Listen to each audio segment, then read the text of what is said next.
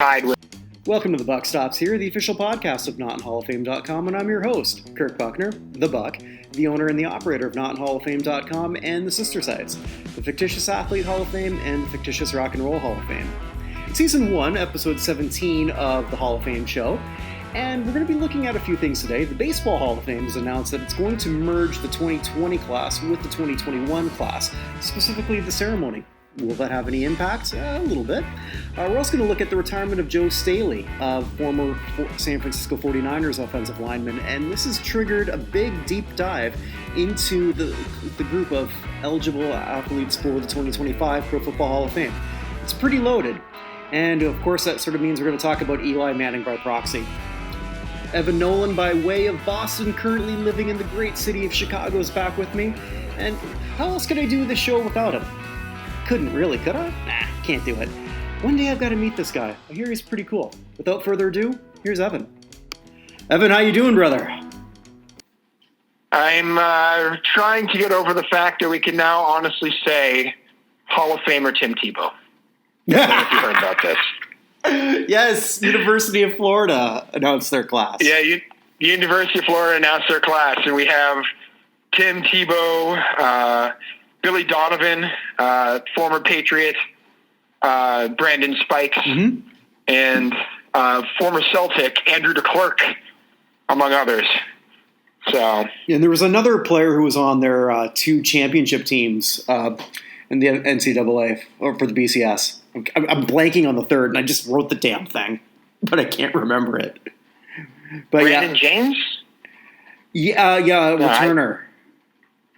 I'm looking at him. So we got Andrew DeClercq, Sean Frazier, Brandon James, Miriam Tavishvili, Hamid Mizrahi, Brandon Spikes, Gemma Spofford, Tim Tebow, and Billy Donovan are the members. So for those of you scoring at home, you can cross them off your top 100 list for Florida athletes. So.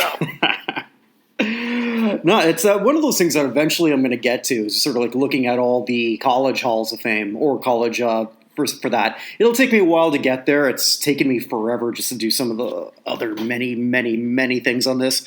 But yeah, how they sort of decide that, because they're all so much different from each institution to the next. I can tell you that the American University Hall of Fame has Kermit Washington and 173 people you've never heard of. So there you go. Nice. You know how I want to open this up, though, today? The Final Four of the greatest Disney villain Hall of Fame. Yeah, so we got down to the Final Four. We have on one side of the bracket in Group A, because I was too lazy to come up with exciting things, we have Claude Frollo from Hunchback of Notre Dame against, in Group Bracket B, Governor Ratcliffe from Pocahontas.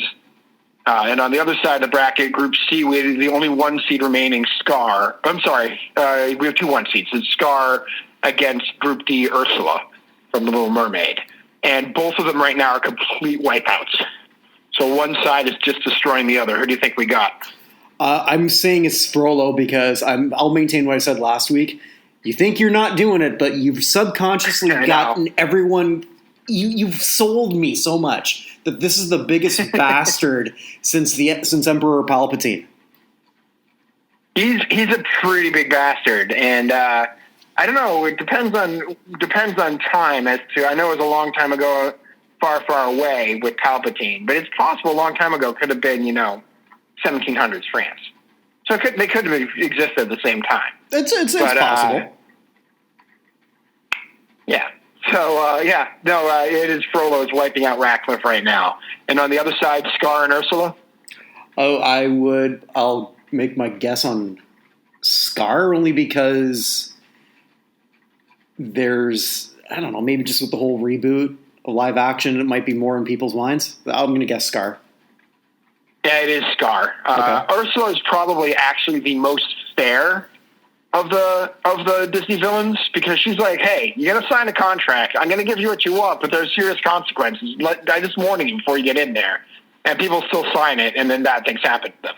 But at least she's telling you up front. She's not hiding anything. And Scar, of course, committed the world's oldest sin and then blamed it on somebody else. So and then took over. It's funny though, because his big song, Scars, in that movie is Be Prepared. Got to be prepared to be in charge and everything. And the one thing he had to do to keep power was feed the hyenas, and he was not prepared to feed the hyenas. And it ended up costing him quite a bit. Well, isn't that sort of like every adult when we're a kid? Like, do as I say, not as I do. Right. Well, that's going to be the interesting thing when millennials and Generation Z are finally in charge of things. Because there's an entire generation raised on Harry Potter and what do you call it? Catching Fire, Mockingjay, Hunger Games. Like, basically that government is inept or corrupt and that only young people can actually save the world.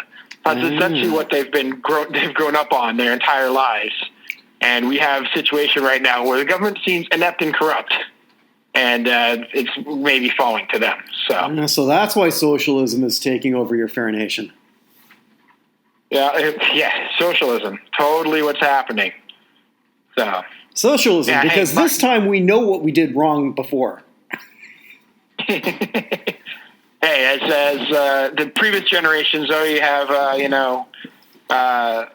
John Mayer, waiting around the world to change. I don't think that's necessarily going to be happening. So. I don't know. There's the anthem to inaction.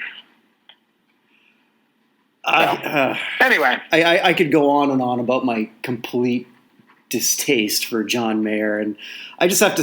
If there's anyone who's got a more punchable face than John Mayer, who would that be? In the music industry or outside? Because I know the place are the most punchable. Period. Anywhere. So it's that televangelist down in Houston with all the teeth. I can think of his name. I'm not up on my televangelist. I can't think of his name. Looking up annoying televangelist Houston. Joe Osteen. Okay. I've actually heard of him. He's mostly teeth. He looks like a wax figure come to life, and basically tells people that if they want to be cured from their diseases, they need to send him all their money, and then God will plant a seed that will grow so that they will get better. That reminds me when I was a kid or a teenager, there was this evangelist who pretty much said the same thing. Send me all, I forget who it was, send me all your money, or otherwise God says he's going to strike me down. He had raised like $1 million or something like that.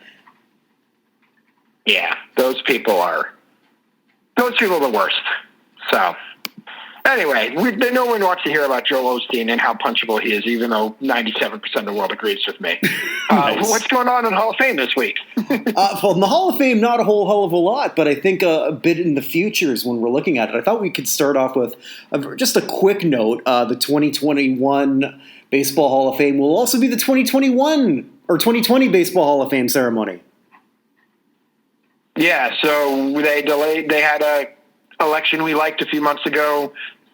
Not surprising to anyone, they delayed it until next year. I mean, everything's getting canceled. They just canceled the Little League World Series. I don't know if you heard about that. I did, yeah, I did.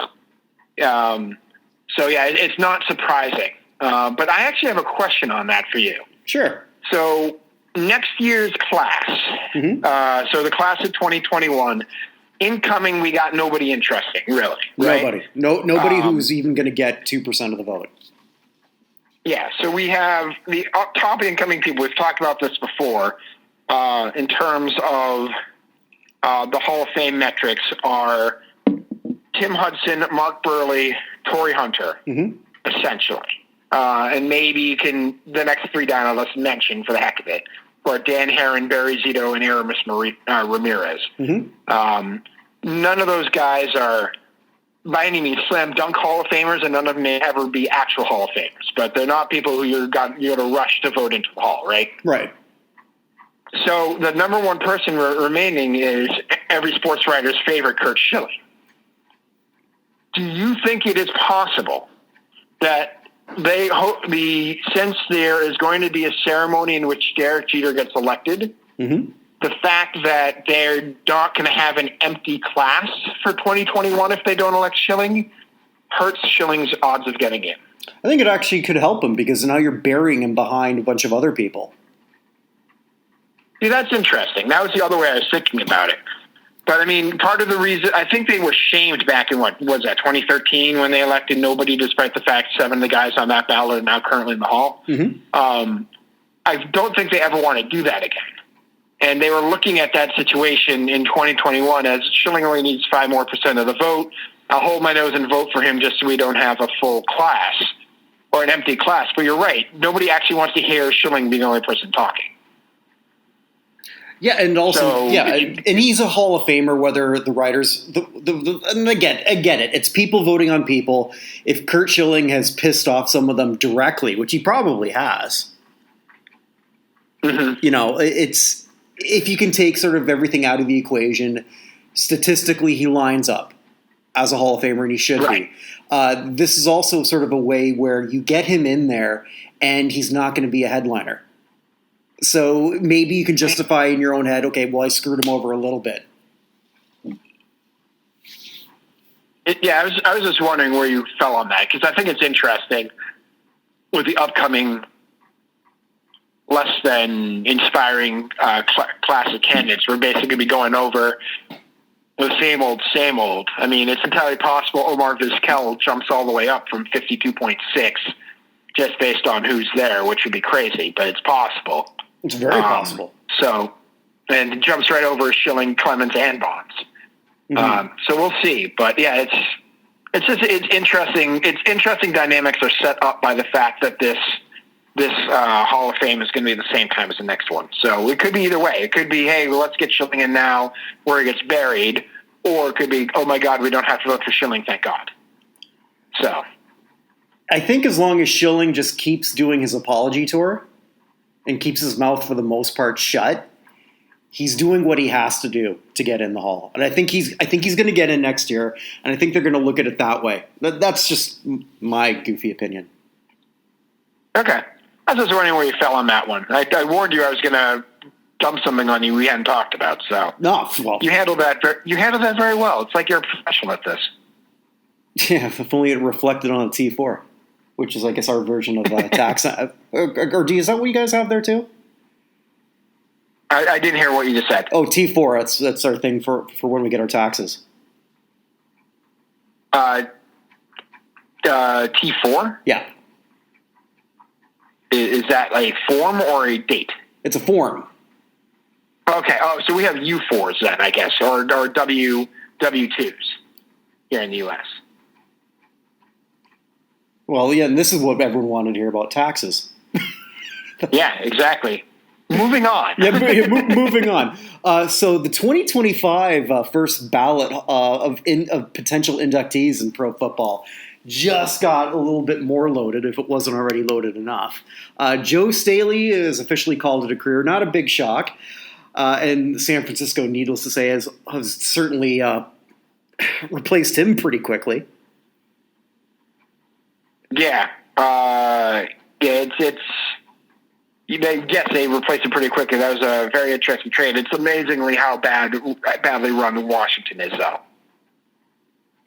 And it's, they could have had a lot more for him last year if they weren't so stubborn about the whole goddamn thing.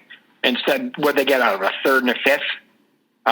They could have had at least a second, I know, last year from the Patriots who were looking to try and get him in there last year. And they ended up sending the second for Sanu. So they're terrible. Washington. The Carolina Panthers sent something out earlier this week where they're bragging about how great they were at drafting. And they talked about number of first-team All-Pro selections or players who were drafted by each team in a decade.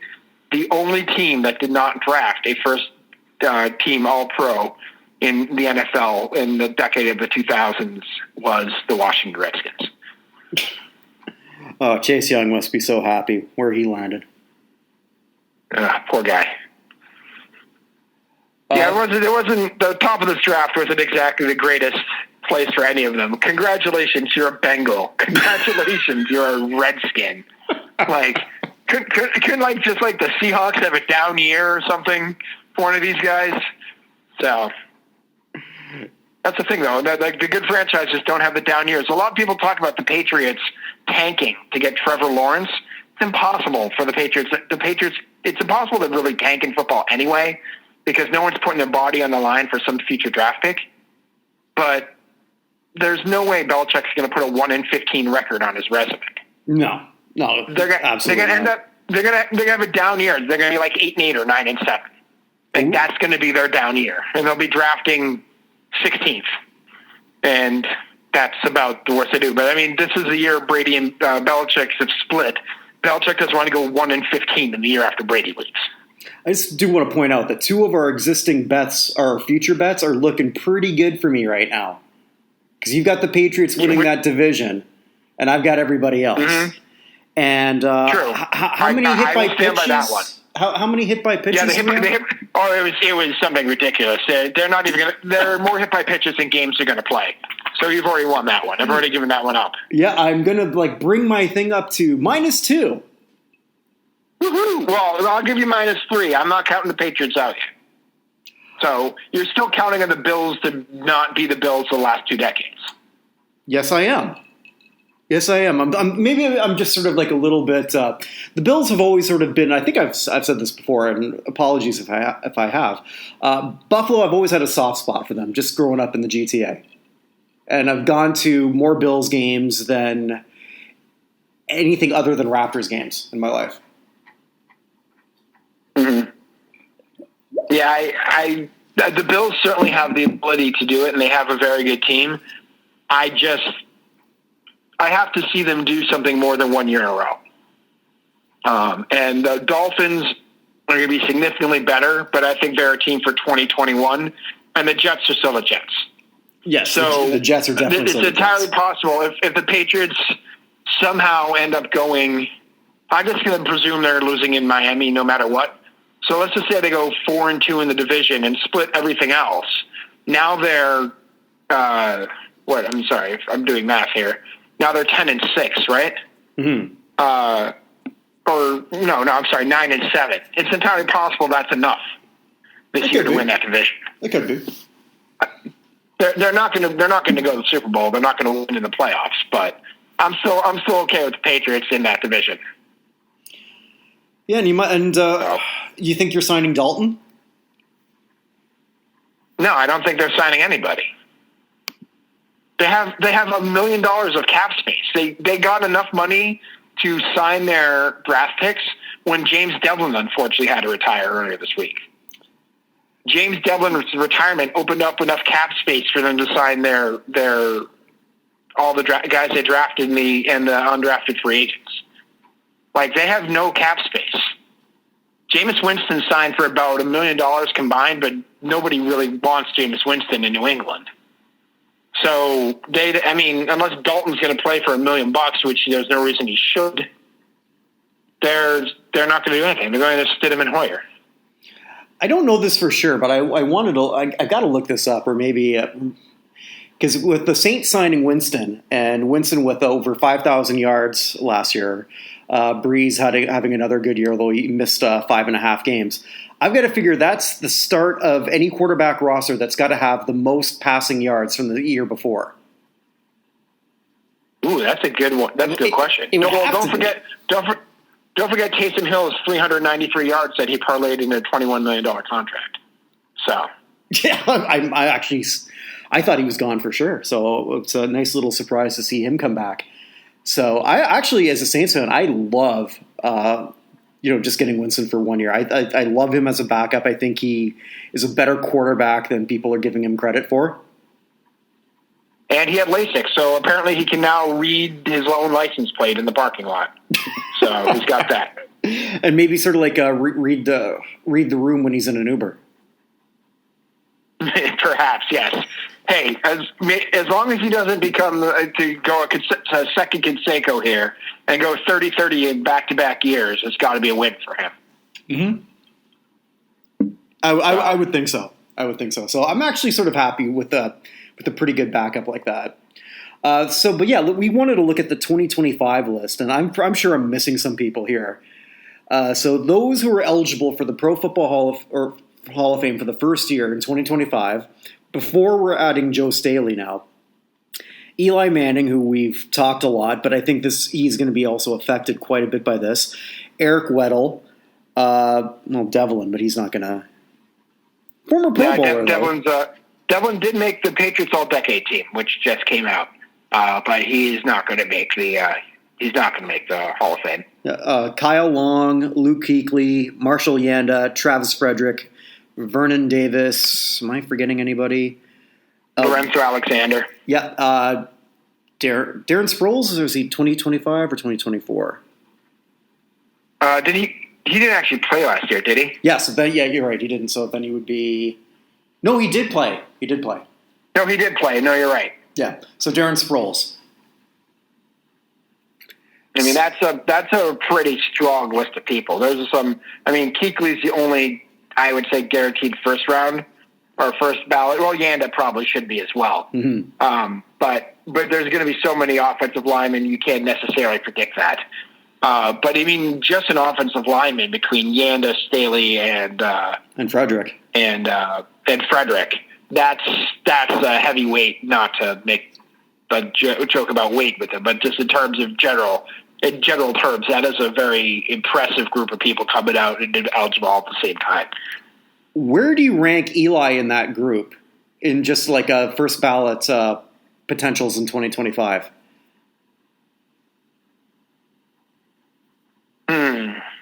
First, his potential for getting first ballot, because I think both of you and I agree that he's not going to get first ballot. No, but I mean, I'm just saying, forget about first ballot, second, whenever. I'm just saying, so if this were the list, how would I put them? Yes. Yeah, exactly. All right. Well, I would put Kuechly number one, and he's 5-time first team All-Pro, 2-time second team All-Pro, defensive rookie of the year, defensive player of the year, 7-time Pro Bowler. I mean, he only played 8 seasons, but I don't think it matters. He was a freaking tackling machine. Absolutely. And we need more Boston College guys for Football Hall of Fame. Mm-hmm. So he's my number one. I'd say 2 would have to be Yanda. Yep. 8-time Pro Bowler, 2-time first team, 5-time second team, won a Super Bowl, spit in the face of Montez Perfect. So I'd say he's second for me. I'd probably put number 3. I think I might put Weddle. Yeah, I would too. Weddle's sort of like my number 3, with Frederick almost Frederick just like right behind. I got Staley number 5, and then Eli 6. That's an odd. I mean, yeah, that's probably about right. I mean, he won. Manning made 4 Pro Bowls in 16 seasons.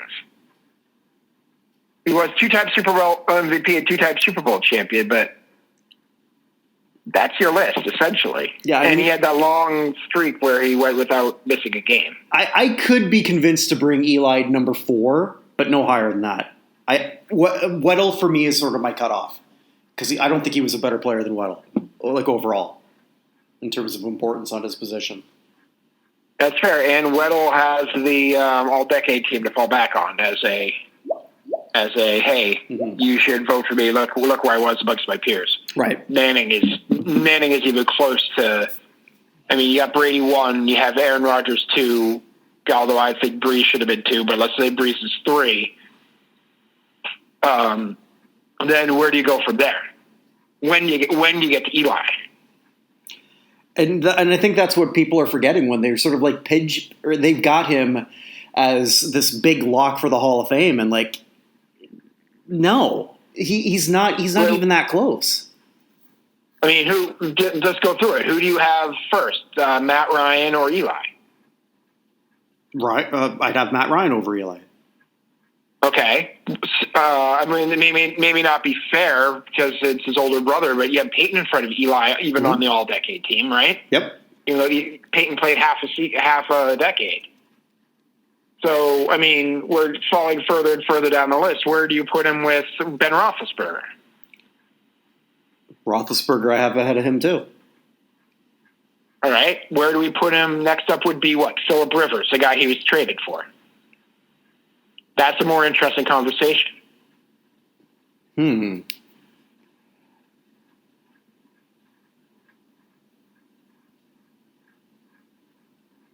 Interesting.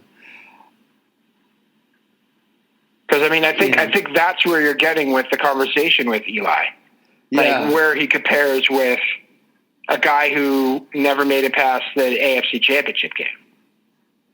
Yeah, Rivers isn't quite done yet. I think he's probably got the most to prove out of anyone in terms of a Hall of Fame push than anyone else is Phillip Rivers. What can he do in Indianapolis? I don't think anyone's expecting the Colts to win the Super Bowl. But if he can do something magical there, which he's capable of, I think he's got the most really to sort of prove. And Rivers is also a guy. He's not going to promote himself. Not that Eli was just playing for the Giants. I mean, it certainly ranked him as probably the worst athletics host to be on Saturday Night Live following Wayne Gretzky.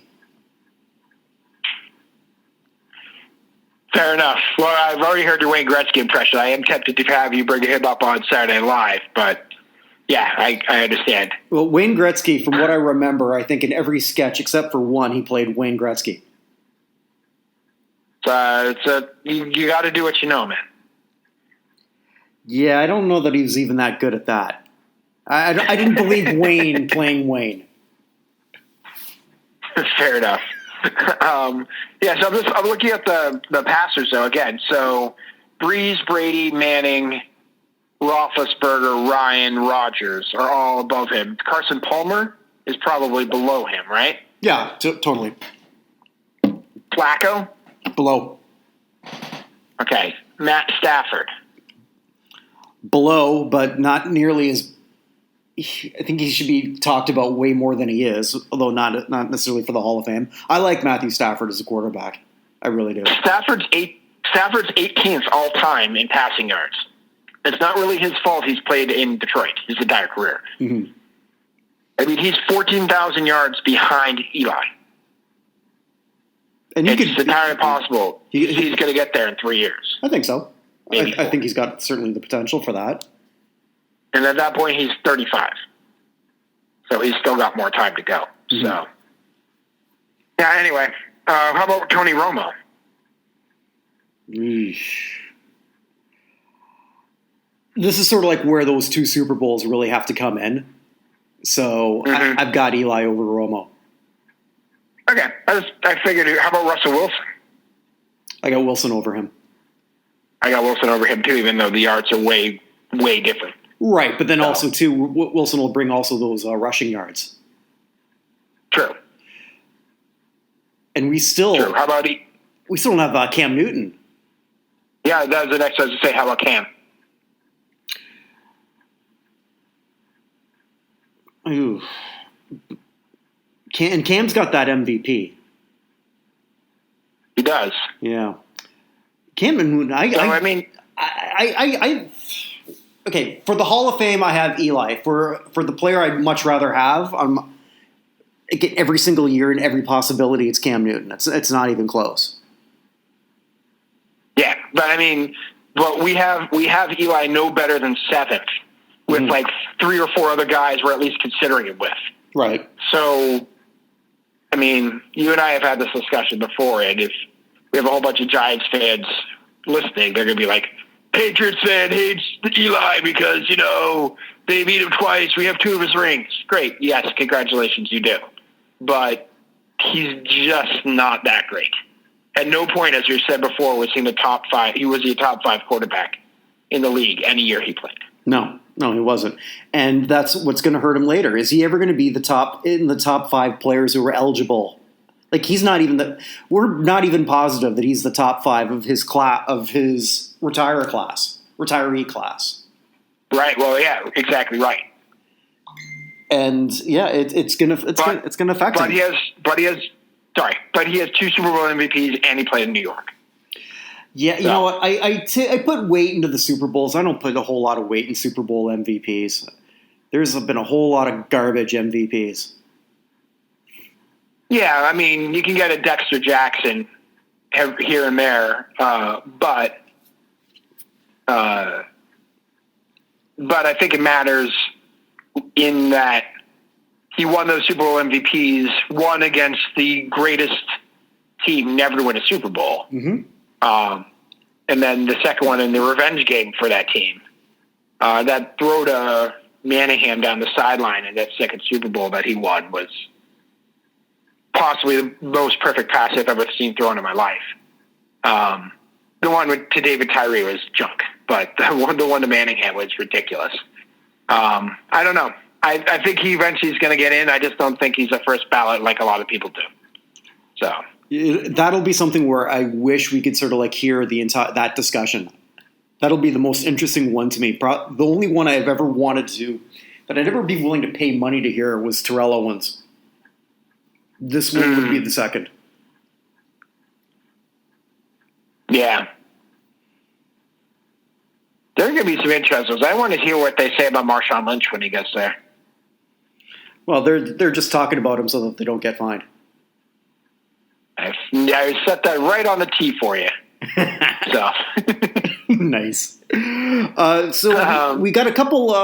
It's been sort of like quiet in terms of the death knell, and I'm going to do that again. Hoorah, hoorah! I remembered what you were talking about this week, so a little slow. My WKRP in Cincinnati brain was not on last week. So. There's a whack of people who've seen all those episodes that still wouldn't know what the hell I'm talking about. I'm going pretty goddamn obscure on this one. But I didn't want to do an Undertaker gong, so. Yeah, so pretty much everyone we had passed away this week was from the world of music. We had young Jesse, who was a member of the Coasters and the Flares. We had one of the Statler brothers passed away. But I think the biggest name who passed away was probably Bobby Lewis, who would have been eligible for the Rock and Roll Hall of Fame the very first year it opened, so he's been eligible now since 86, which would make it, 34 years? But he passed away. In those at home, Bobby Lewis probably isn't ringing too many bells in your head, but he's the guy who sang the classic Tossin' and Turnin' from 1961, somewhere around there. He passed away at the age of 95 earlier this week. Which was covered in Animal House. It was covered in Animal House. That's correct. Oh, my goodness, I forgot about that. Yes, not using the Bobby Lewis version, sung by John Belushi. Correct. Yeah. And then late breaking news, as we came to air, drummer of Fela Kuti, Tony Allen, passed away. Not the Celtic. At the age of... Not the former Celtic who's going to have his number retired by the Grizzlies, but the Nigerian drummer who's either 79 or 80. They're not exactly sure. But he passed away. He's probably the best known, or one of the two or three best known African percussionists worldwide, anyway, at least in rock. So yeah, he passed away earlier today. That's really all I got though this week. Which is kind of nice because I was getting really tired of talking about people dying. Yeah, there was also a member of the College Football Hall of Fame, a former coach at Southern and Grambling, so a historically black colleges coach, but I can't tell you I know a ton about him. Mm-hmm. He passed away. And I even lost his name. I probably should have brought it up, so I can't remember his name. But let's see here. Name. Oh, that was it. It was Marino Kasem. He's Alcorn State and Southern. Okay. So he passed away at 80, but I'm not sure. I knew who that was.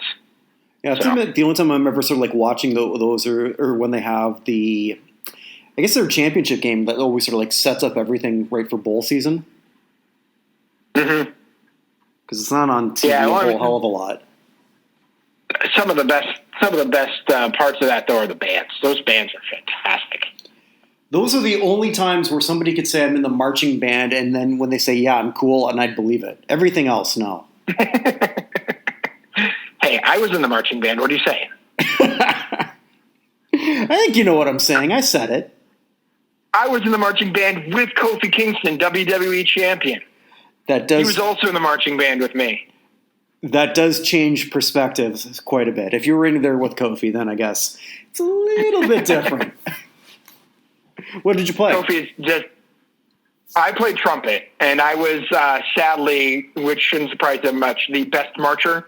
So they had me on the inside, on the front row for turns, so everybody could line up correctly. I also, as playing trumpet, got to pull the biggest scam in the band. So all you kids at home trying to determine what instrument to play if you're going to be a marching band, here's how you get away with the scam. So whenever you have like an event like Memorial Day or Veterans Day or anything like that, there's almost always a parade of some sort. And when they do those, you need someone to play taps, right? But there are two trumpet players play taps, and usually the trumpet players get paid. So I got paid like $20 for playing taps, while everybody else was just there for free. But not only that, they have the person playing taps up in front of everybody, or it's what I like to call the show-off trumpet player. And then they have the smart trumpet player, which was me, who goes and gets to like hide behind a tree or something and just play in the background as the echo. And so everybody else has to stand at attention in the hot sun. And you can just like hang out in the background doing whatever you want until it's your turn. Even get a warning with taps. Then you play your song get paid your $20 and not have to stand out there with everyone else. It's brilliant. So there you go. You know, that's the kind of things that you just don't learn about. College marching band or high school band scams. How to be sort of the lazy Smurf. Yeah, exactly. Just laugh at everybody else in their leather breastplates and their hats with the big feather on it, standing in the hot sun of May, listening to some dude drone on about Pacho Villa, which happened every single year in my town. For like 45 minutes while you're standing at attention, and you just hang out in the back behind a tree, and with the hat off, just hanging out in the shade and get paid your $20. So there you go. Love it. So what should we have on top next week? That's a good question. It doesn't seem like there's a ton of Hall of Fame stuff coming out. I mean, this is kind of a desert for it anyway. I do have to say it has been nice. The Rock Hall has been releasing a lot of their performances. They had the 2015 one out earlier today. Yeah, on YouTube. I've been watching some of that, Yeah, that was pretty cool. But yeah, I don't know. We need a topic, I think, at this point. Do you have any ideas? I got the one, if you want to sort of like look at that. Baseball, I'm hoping it's going to happen. But it looks like we might have a situation where it's obviously not going to be a 162-game season. So if we go with the assumption that it's going to be an abbreviated season, who will be hurt the most? And I sort of look at this because this comes up all the time. When the 95 season, was it 95 or 94? 94. 94. 94. When the 94 season was canceled midway through, I think was it like early August or mid-August, which allowed the Toronto Blue Jays to be August 17th, I believe. Okay, which allowed the Toronto Blue Jays to remain champions for an extra year and stop the Expos from becoming champions, in my opinion, and basically force the Expos eventually to move. Which I think it just prolonged the inevitable. Entirely possible, but I mean, if the Expos win a championship, it's maybe politically a whole lot more difficult. It's easy to move a franchise that's never done anything. It's harder to move a franchise that has some history. Yeah, but everything's all based on that stadium. As long as that Big O, which is still there, biggest monstrosity of just a horrific looking stadium. As long as that one's still there, and that's their main thing, which they still have exhibition games in, which boggles my mind. It's an exhibition stadium. Okay, but I mean that team though was super good. They had Pedro Martinez, they had Larry Walker, Moise Alou, Cliff Floyd, Marquise Grissom, Will Cordero, Mike Lansing. Like that team they had a 6-game lead at the time the season ended, and they had They had an 8-game lead over the Reds for the number 1 seed in the playoffs. That team was freaking good. Jeff Facero, John Wetland.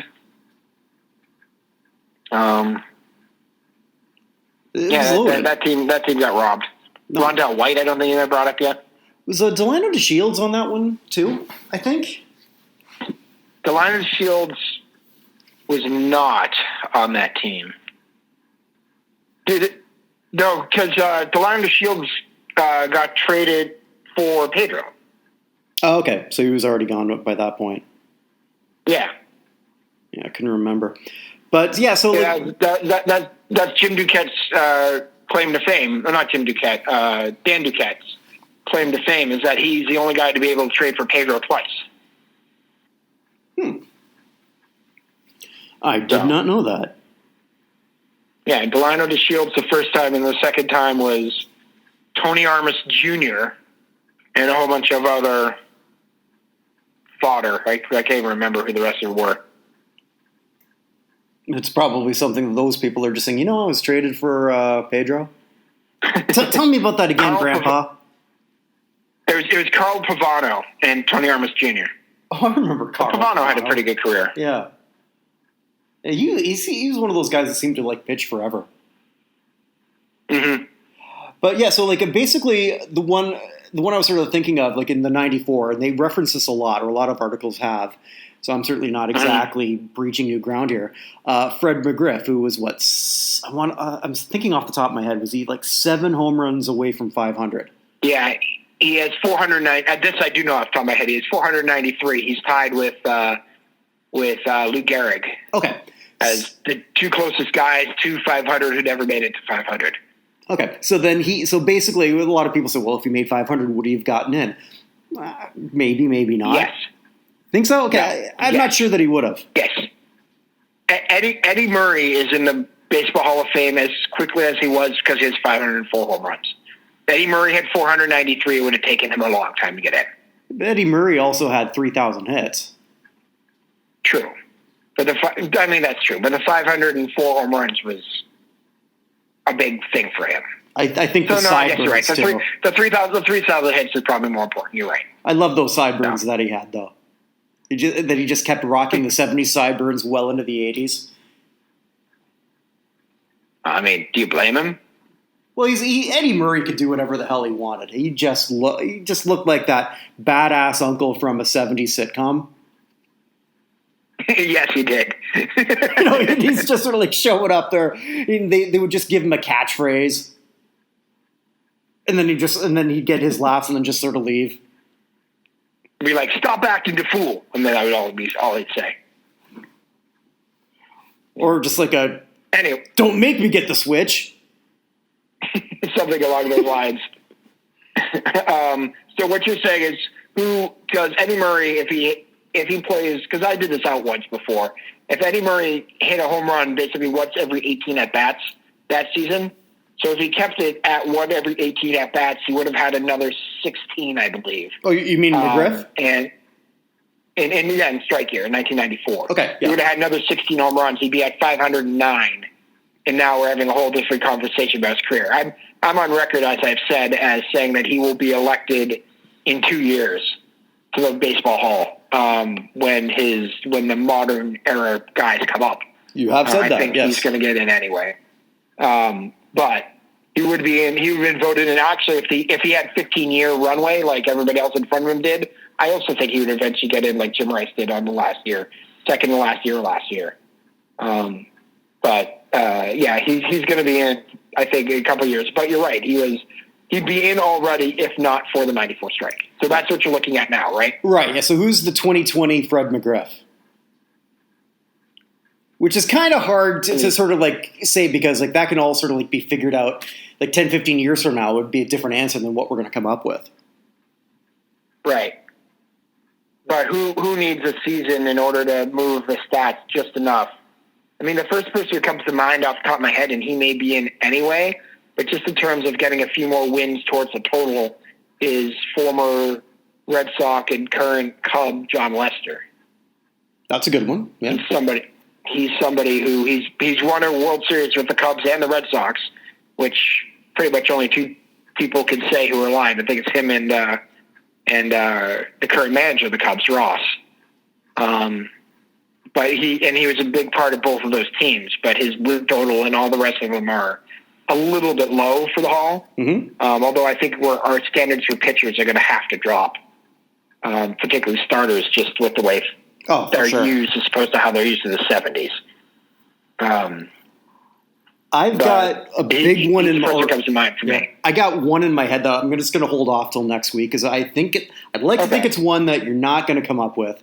But I got one guy who will go into and probably first ballot, but I think in terms of being an icon will hurt. So I don't think it's a problem to bring that up now, or just iconic numbers rather. Miguel Cabrera, because we just talked about the 3,500. Mm-hmm. So Cabrera, mm-hmm. 2,815 hits right now, 477 home runs. Oh God, yeah, he's right there, and who knows how much longer that body's going to hold up. Well, last year he had 123. Sorry, he needs 23 homers and how many hits? 180. 185. Oh God, he's not going to get the hits, but the home runs is a possibility. Well, last year in 493 at bats, 12 home runs, and 139 hits. But he's such a defensive liability now. He's not an everyday player anymore. So, he might need 3 years to do it. Yeah. That's interesting. That's a really good one. All right, so I'll go and you do a deeper dive at Cabrera, I'll do a deeper dive at Lester, and then we'll come up with somebody else. Okay, yeah, and I've got I got one that I don't know. I want to see if you'll come up with the same one because it'll be interesting. I think. Okay. All right, sounds good to me. So we'll do that for next week, and who knows? Maybe they'll announce that they're going to have a American Sports Hall of Fame, and then they're just going to have inaugural classes just to have something to talk about. There's always something. It's always something. That would be interesting though. If you start just a American Sports Hall of Fame, you have all the athletes of all time. Just start voting. You're putting them in 5 at a time. Can you imagine the debate that would go on that? I think we've already come up with another topic, haven't we? That'd be insane. That first class would be so contentious as to who got in. Because my first thought on that, and again, this is not necessarily what we have to talk about, but my first thought on that is you have 2 baseball players, a boxer. You have to probably have a basketball player and a track athlete. So off the top of my head then, Babe Ruth, Jesse Owens, Muhammad Ali, Bill Russell? Yeah, I mean, that's a question. Is it Russell? Is it Jordan? Is it name whoever? I mean, you can't put LeBron there because he's still playing.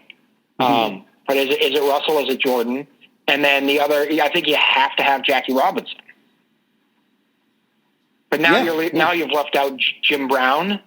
You've left out whoever's not Jordan or Bill Russell. Whoever. I mean, you've left out any woman.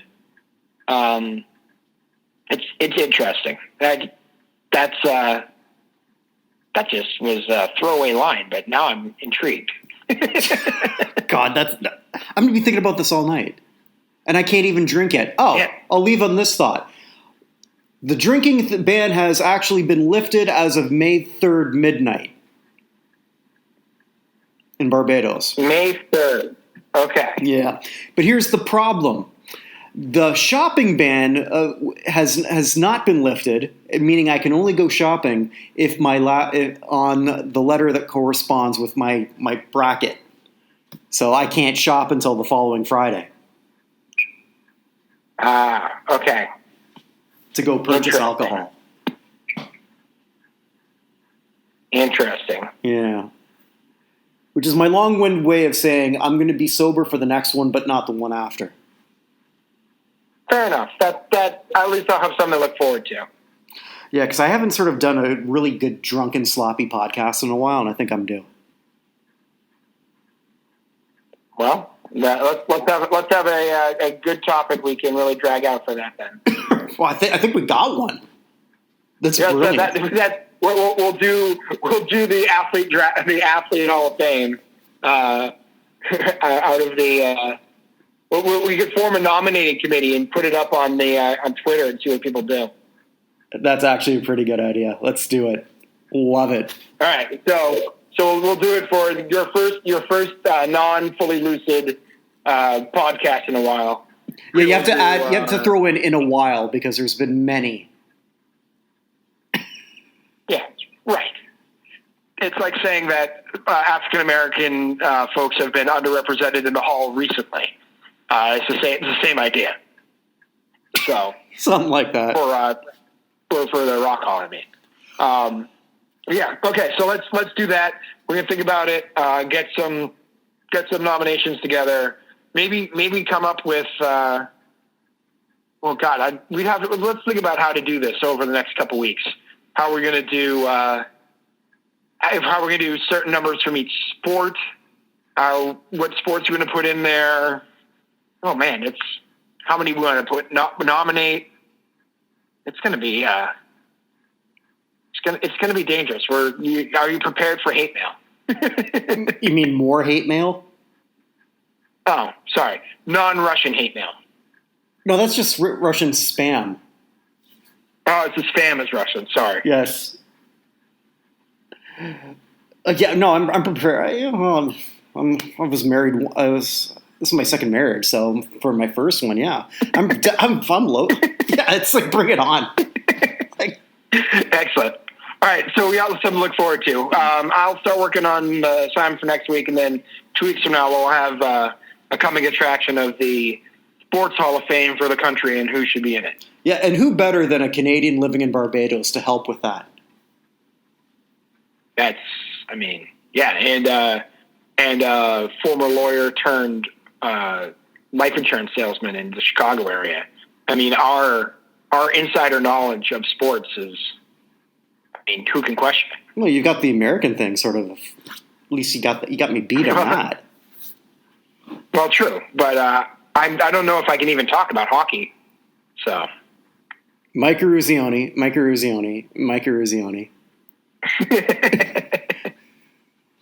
Hey, and John LeClaire. Yes. Neil Broughton. Bobby Carpenter. We got a few. Jim Craig. Very few. Well, 30, 40 years from now, you're going to have a whole ton. Yeah. Hell, you could count Brett Hull in there because he. That's true. Brett Hull. That is true. Mm-hmm. Brett Hull is Canadian by proxy, but was born in the United States. So. Yeah, but he also competed for the United States. Also true, and Madonna too. So they're more than I wanted to admit. So, but anyway, all right. Let's get this together. Think about it, and 2 weeks from now we're gonna see what we can do about this North American Sports Hall of Fame, because we start getting to soccer or cricket or I don't know, judo. Now we're gonna be in a little bit of trouble. So. Oh my God! There's just so many. Wasn't there one Olympian from the States? Didn't he win like 4 in a row of his discipline, track and field? Al Order. Al Order. He was a discus thrower, shot putter. He was one of those throwing ones. It was either discus or shot put. Yeah, but just something so disgusting to be that good for 12 straight years. Like that's Edwin Moses. Do you remember him? Yeah, I do. It was the 100 or 400 meter hurdle. Is like the 400 meter. I don't even remember what hurdle it was, but he didn't lose for like 12 years. It was crazy. He was like way older than everybody else, and he kept winning. I also remember that I always thought that he looked exactly like Dudley's dad from Different Strokes. I never considered that. Yeah, I could be mistaken because I haven't really looked at that in quite a long time. But yes. I'm going to have to look that up. And another task for next week. Exactly. All right, man. I'll talk to you later. All right. Take care. Bye-bye. Bye. Thank you so much for listening. Stay safe, everyone, and we'll have some new content for you at notinhalloffame.com.